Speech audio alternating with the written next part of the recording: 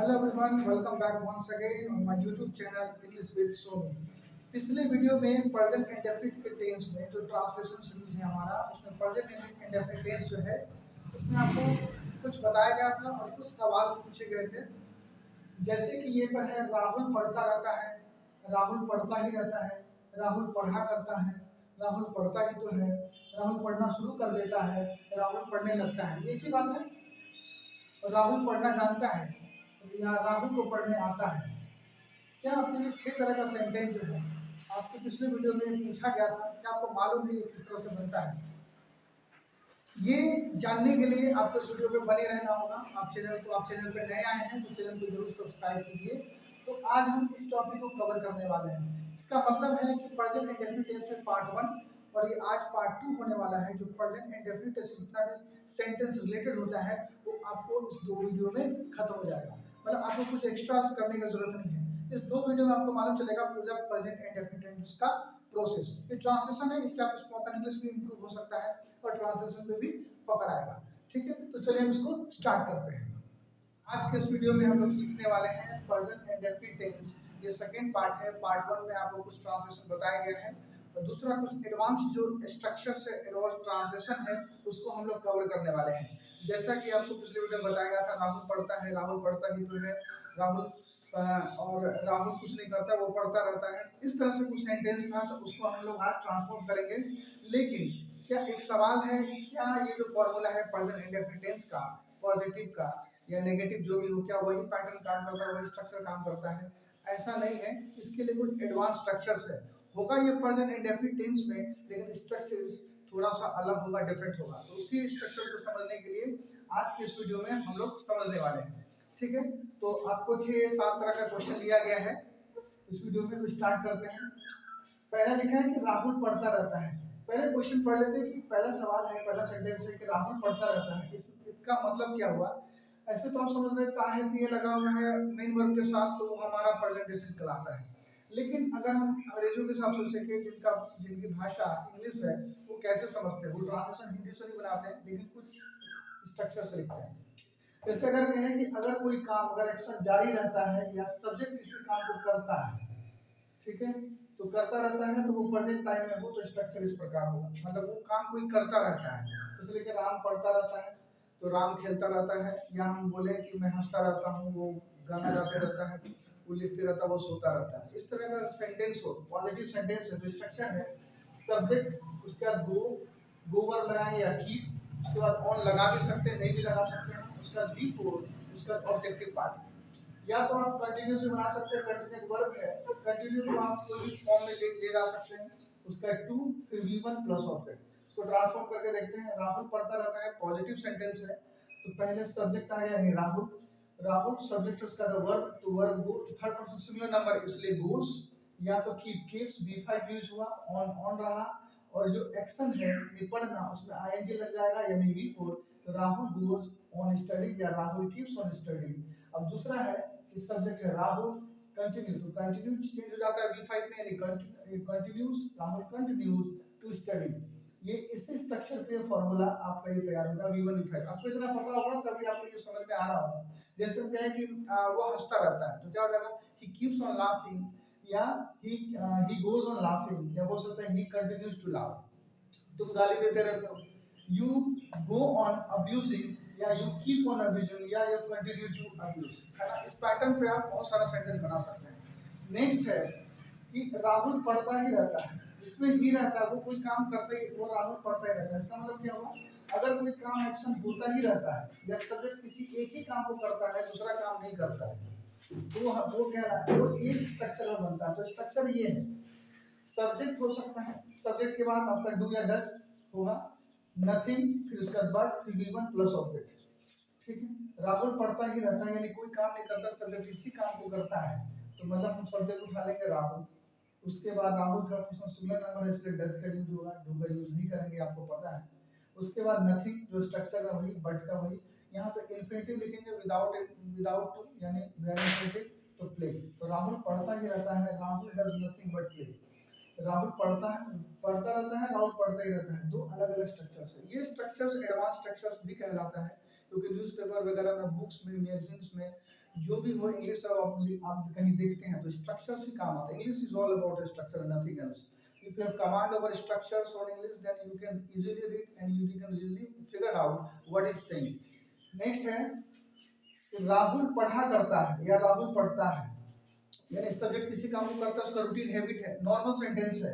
तो हम कहें कि जैसे कि सब्जेक्ट किसी काम को करता है या करने की आदत हो, ये रूटीन हैबिट के बारे में बात करता है।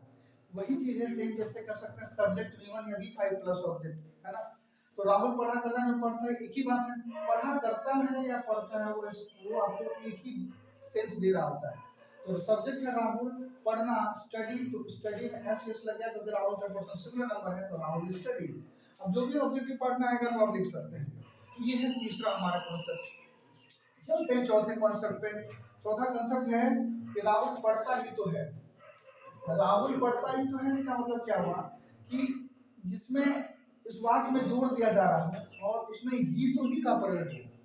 जैसे लिखा है ही तो है और पढ़ता ही तो है, सब्जेक्ट है डू या डज, फिर V1 या ऑब्जेक्ट। इसी तरह का स्ट्रक्चर, ये स्ट्रक्चर ही काम करेगा। जैसे जैसे राहुल खेलता ही तो है, राहुल हंसता ही तो है, इस तरह से कर सकते हैं। तो राहुल सब्जेक्ट आ गया, राहुल से प्रोफेशनल नंबर से डज लगेगा, और कभी भी डू डज के बाद आपका वर्ड का फर्स्ट फॉर्म आता है तो स्टडी हो जाएगा, राहुल डज स्टडी। अब राहुल अंग्रेजी पढ़ता ही तो है तो राहुल डज स्टडी इंग्लिश आप लिख सकते हैं। ठीक है, इस तरह से पैटर्न पे बहुत सारा, जैसे राहुल पढ़ता ही रहता है तो हम बोल सकते हैं यहाँ वह हंसता ही रहता है तो बोला वह he does nothing but laugh. तुम खेलते ही रहते हो, you do nothing but play. इस तरह से आप कर सकते हैं जो भी है इस पैटर्न पे। ये भी आपका चौथा पैटर्न, आपका स्ट्रक्चर समझ में आ रहा है, इजी है। अगर आप एक प्रेजेंट डेफिनेट अगर पहले वाला वीडियो देखें उसी पैटर्न पे है, बस आपको स्ट्रक्चर का ख्याल रखना है। इसी के बेस पे आप प्रेजेंट, आप जैसे प्रेजेंट है तो आप पास्ट भी बना सकते हैं।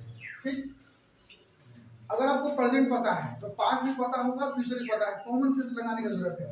नेक्स्ट है हमारा कि राहुल पढ़ने लगता है या राहुल पढ़ना शुरू कर देता है। इसका मतलब क्या हुआ, सब्जेक्ट किसी काम को करने लगता है या शुरू कर देता है। जैसे कि अगर कोई काम एक्शन शुरू होने का सेंस दे या सब्जेक्ट किसी काम को करने लगे या शुरू करे प्रेजेंट टाइम में तो स्ट्रक्चर ये होगा। जैसे वो कोई काम करने लगता है, शुरू कर दे, जैसे लिखा है कि राहुल पढ़ने लगता है, राहुल पढ़ना शुरू कर देता है, बात में की है। जैसे हम इसमें क्या है सब्जेक्ट, इसको दो तरह से बना सकते हैं, स्टार्ट और बिगिन से।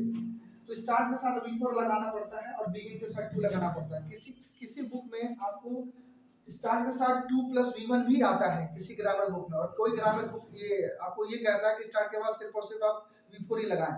तो थोड़ा सा कॉन्ट्राडिक्शन हो सकता है, लेकिन आप दोनों का ही यूज कर सकते हैं। ठीक है, सभी अपने अपने जगह सही है। तो सिर्फ में राहुल पढ़ने लगता है तो राहुल सब्जेक्ट आ गया। अब क्या कोई काम करने लगना, शुरुआत करना, तो बिगिन और स्टार्ट का मतलब ही होता है किसी चीज को शुरुआत करना। तो Rahul third person singular number है इसलिए स्टार्ट्स का यूज हुआ। उसका हमारा जो एक्शन है मेन हमारा क्या है, पढ़ने लगना, तो उसमें आईएनजी लगा देंगे तो study, Rahul start study, Rahul पढ़ने लगता है या राहुल पढ़ना शुरू कर देता है।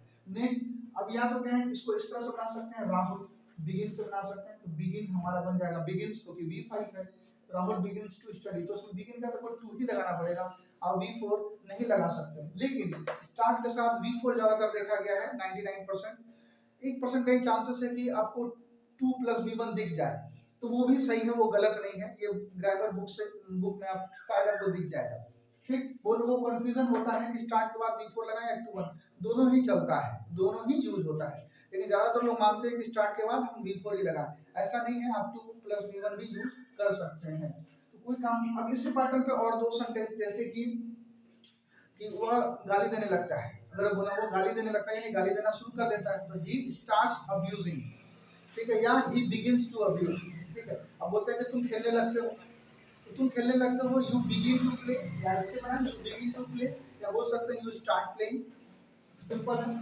जैसे बोलेंगे वे लोग हंसने लगते हैं, तो वे लोग हंसने लगते हैं तो दे स्टार्ट क्या हो जाएगा लाफिंग, या दे बिगिन टू लाफ। तो इस पैटर्न पे कितना सारा स्ट्रक्चर पे कितना सारा सेंटेंस बन सकता है ना, आसान है। अब है नेक्स्ट कॉन्सेप्ट हमारा, जैसे नंबर 6 में है कि राहुल पढ़ने जानता है या राहुल को पढ़ने आता है। बात एक ही है, किसी काम को करने आना या किसी काम को करने जानना, तो उसके लिए हमारा क्या स्ट्रक्चर होता है। अगर सब्जेक्ट किसी काम को करने जानता है या उसे करने आता हो, या याद कहें कि ना प्लस आना या जानना का सेंस हो, यानी किसी काम को, तो हमारा स्ट्रक्चर होता है सब्जेक्ट, उसका V1 या V5, ये प्रेजेंट के लिए है, ठीक है। आप पास्ट में V2 यूज कर सकते हैं। उसका हाउ टू आपको लगाना ही पड़ेगा, उसका V1 प्लस ऑब्जेक्ट। सीधा आप टू पे जंप नहीं करेंगे, वो गलत हो जाएगा। तो जैसे लिखा राहुल पढ़ने जानता है, या राहुल को पढ़ने आता है, उसको लिखने आता है, उसको बोलने नहीं आता, उसको अंग्रेजी लिखने नहीं आता है, इस तरह का आप सेंटेंस बना सकते हैं। तो यही स्ट्रक्चर है। तो जैसे कि राहुल पढ़ने जानता है, तो राहुल सब्जेक्ट हो गया, और वो क्या काम करता है, जानने का। अब इसमें ये पहले आएगा हमारा, ऐसा क्यों? क्योंकि जो वर्ब लास्ट में होता है उसको पहले उठाते हैं। और दूसरा ये है ट्रिक कि जिसमें ता है ते लगा, वही वर्ब पहले आएगा, पहले जानेगा तभी वो पढ़ेगा। जैसे वो पढ़ना चाहता है, वो लिखना जैसे वो लिखना चाहता है, पहले चाहेगा तभी तो लिखेगा। या तो ता है ते चाहने में लगा हुआ, ना कि आपको लिखने में, तो वो वर्ब पहले उठाएंगे। कॉन्सेप्ट समझ में आ रहा है? कंफ्यूजन हो सकता है, लेकिन इसी पैटर्न में आता है, लास्ट का वर्ब हमेशा पहले लिखते हैं। तो राहुल नोज, राहुल जानता है क्या? अब इसका हाउ टू, तो हाउ टू, टू क्या था आपको मालूम है, हमेशा और हमेशा वर्ब का फर्स्ट फॉर्म ही लिखा जाता है। रेयर केस में हम कभी टू के साथ बी फोर यूज होता है, किसी भी प्रेपोजिशन के बाद हम बी फोर लगाते हैं, लेकिन टू एक ऐसा प्रेपोजिशन है जिसके साथ बी फोर भी कंसीडर होता है, हम उसके साथ लिख देते हैं। फिलहाल तो हम लिखेंगे Rahul knows according to the structure. Rahul knows, Rahul knows how to, तो हाउ टू इसका नेक्स्ट हमारा क्या? पढ़ना, पढ़ने जाना, तो study. Rahul knows how to study. अगर बोलेंगे आपको अंग्रेजी बोलने आता है, तो क्या हो जाएगा? आपको अंग्रेजी बोलना आता है, तो आप यू सब्जेक्ट, यू नो, क्या आप जानते हैं, हमेशा नो लगाएंगे, यू नो। यू नो क्या? You know how to speak English. ये V1 विधान क्या है? जानने का ही है, तो नो या नोज हो सकता है, या न्यू भी हो सकता है, पास्ट इंडेफिनिट टेंस में भी हो सकता है। राहुल को अंग्रेजी बोलने आता था, तो बना सकते हैं Rahul knew how to speak English. V2 यानी पास्ट इंडेफिनिट टेंस का भी यूज कर सकते हैं, इजी है। अगर ये प्रेजेंट है, क्योंकि प्रेजेंट इंडेफिनिट टेंस है, तो प्रेजेंट के बारे में बात होगा। आपको बाकी वीडियो में आपको कैसे पता लगेगा? पास्ट इंडेफिनिट टेंस, तो आपको पास्ट वर्ब यूज करते हैं, गो की जगह वेंट हो जाएगा, कीप की जगह केप्ट हो जाएगा, क्लियर है? कंटिन्यू की जगह कंटिन्यूड हो जाएगा, है ना? डू डज की जगह डिड आ जाएगा। सेम स्ट्रक्चर है। अगर थोड़ा सा आपको वर्ब के बारे में मालूम है, V1 V5 की जगह V2 आ जाता है, यहाँ डू डज की जगह डिड आ जाएगा पास्ट के लिए, क्लियर है ना? ये इसी कॉन्सेप्ट पे बेस्ड है। तो ये एडवांस स्ट्रक्चर भी कह लें, और पार्ट 1 में आपका प्रेजेंट डेफिनिट टेंस, और पार्ट 2 में प्रेजेंट इंडेफिनिट टेंस, ये आपका क्लियर हुआ। और जितना भी टाइप का सेंटेंस है वो आपका खत्म हो गया, क्लियर है? तो आप इसका स्क्रीनशॉट ले सकते हैं।